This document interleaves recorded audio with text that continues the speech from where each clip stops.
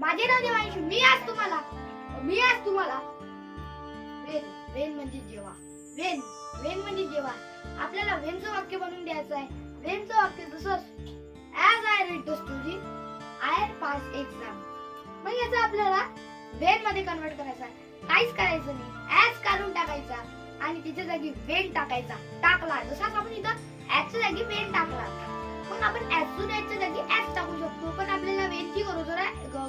ॲजच्या जागी वेनची गरज आहे म्हणून आपल्याला वेनच करायचा आहे. मग आपण मग इथं असं जसं वाक्य आहे as I read a book I pass the exam.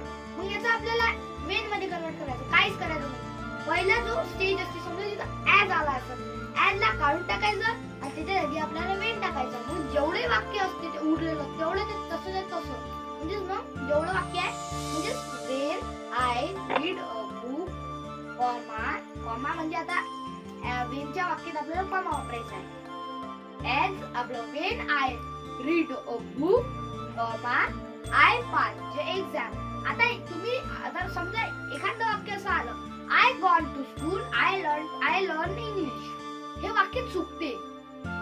जेव्हा आपल्याला वेन करत असताना आता इकडला V1 तर इकडला V1, इकडला V2 तर इकडला V2 असं म्हणजे I gone to school I learn English हे चुकलं आहे वाक्य.